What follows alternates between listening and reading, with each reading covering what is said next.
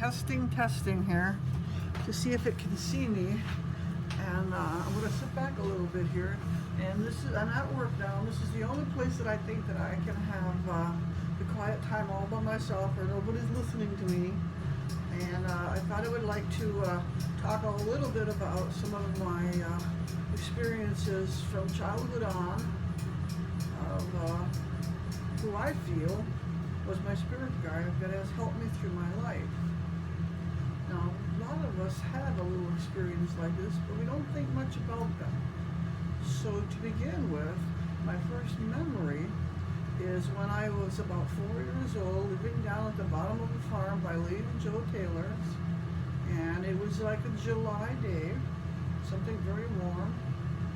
And I remember standing out in the yard, and all of a sudden, and I would see it that way, I became aware of myself, that I had a body and that I existed. So of course, I had questions. And the question I had was, wow, I'm here, wow, this is pretty cool. How did I get here and why am I here? So I looked up into the sky, I didn't know where else to look. And you gotta keep in mind that we had no exposure to the outside world, at least not very much anyway. So we didn't have any pre-ideas of what we thought we would hear or see. So I asked, I said, could you please tell me why I'm here and what this is all about? And no one said anything to me that first day.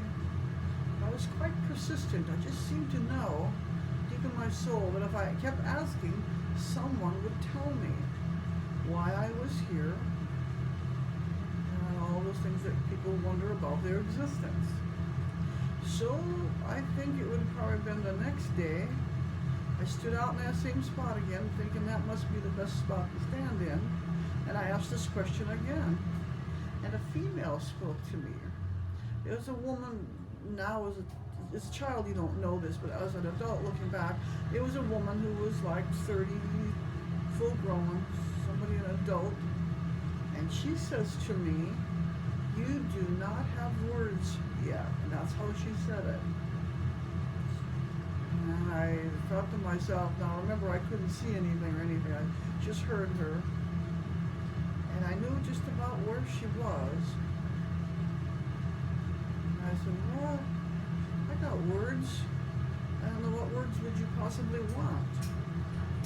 So then I went on thinking about that for several years, and I kept wondering, I'd be playing in the dirt and looking at the pretty rocks and thinking and down on my knees, and just one day I had gone to school and I heard the word spectate. Now I thought, now that's an interesting word. What if she wanted that word? Well, no answer. I didn't actually stand out and say, now I have words. I just thought this in my mind as to what I wondered what she wanted. So I contemplated that for the next few years until I was, I believe, about 6 or 7 years old, because I was in first grade. So I'm thinking that I was probably about 6. And I was playing in the gravel just down Lee and Joe's, that road that we used to call the Colleen Road, between the old house and the new White House. And I thought to myself, when's she gonna tell me what I need to know? And she spoke to me again. And this time she said, you are a good, kind person. You are here to watch and learn, and you will live a long, healthy life. Well, good. I thought, well, that's good. Why couldn't you have told me that before? So then I just put that out of my mind and went on through my life. Didn't think much about this at all over the next years. Typical teenage years, you just go through all that drama of all that. And then got married, didn't have any messages or anything like that up until then.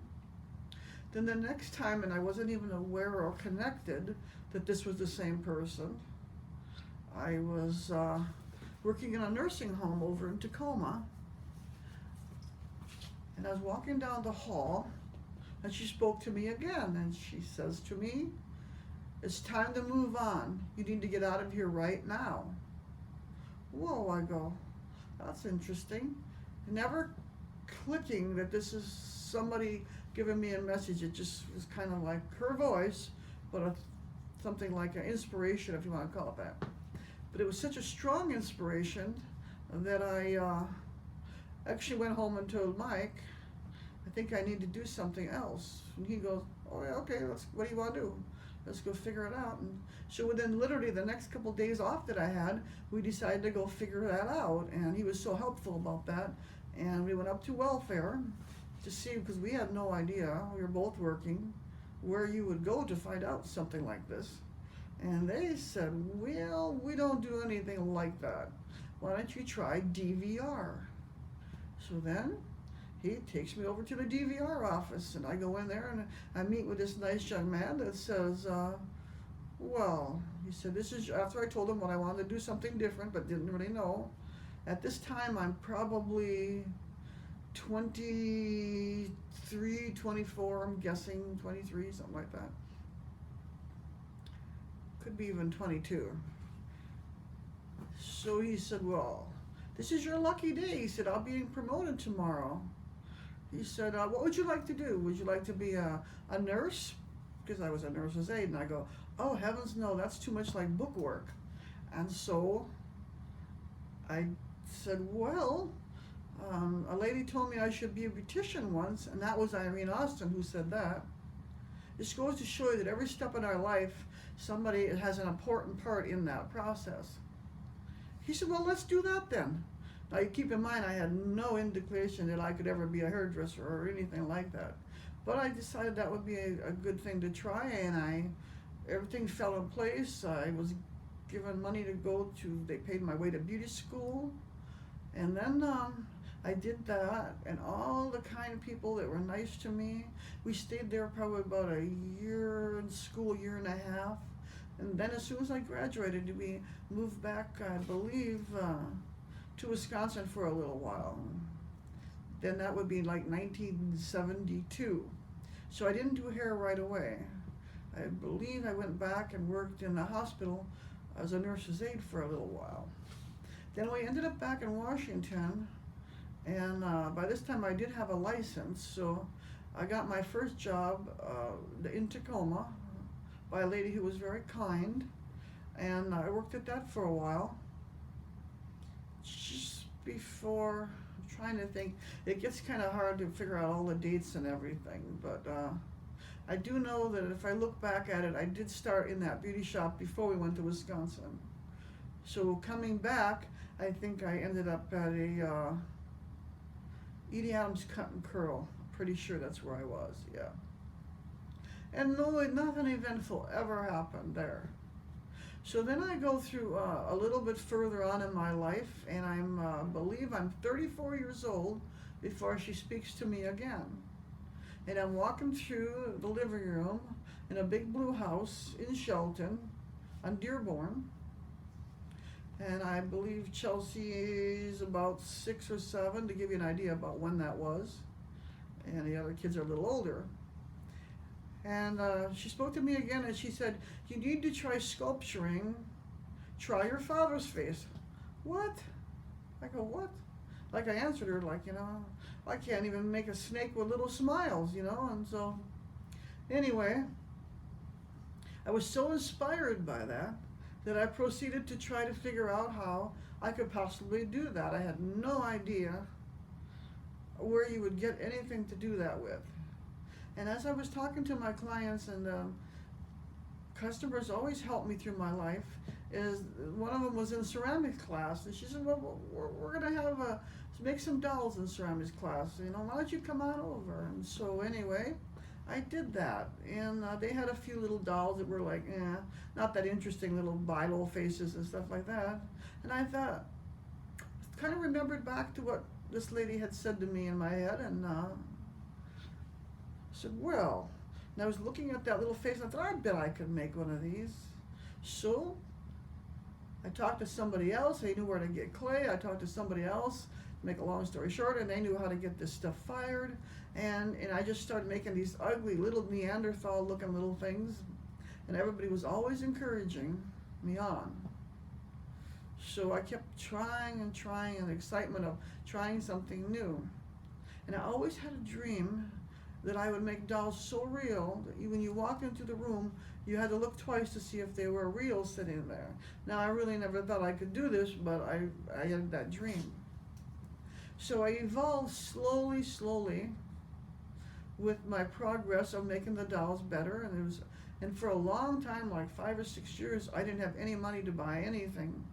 So I just kept taking the same chunk of clay and making these faces and pulling them out of the mold and reshape the clay, shape it to something new, pour another plaster mold until I had quite a few molds sitting around there, but no bodies. But then through the years, we would go to doll shows and stuff like that, and I met people that would help me with that. And one lady was able to life cast her granddaughter and sent me the plaster casts, and I made molds of those once I learned how to make molds. And so then I started having bodies, and I started giving doll classes where I would have bodies from other commercial molds that I could put on my heads. And so it was a very slow progress of starting like that. Well, one day, I don't know how old I was before I did all that progress. I was in Shelton on Summit Drive working at Stella's, and that means Chelsea was just little. I think I started there in 1978 or something like that. I'm trying to think exactly how little she was when I started there. And I was sitting on the car one day, drifting off in thought. And you know how you kind of, oh, this is it, boring. Go to work, come home, go to work, come home. And Marge spoke to me again. And she said, something wonderful will happen to you when you are 50. Well, that sounds like a long way off. I go, oh, okay.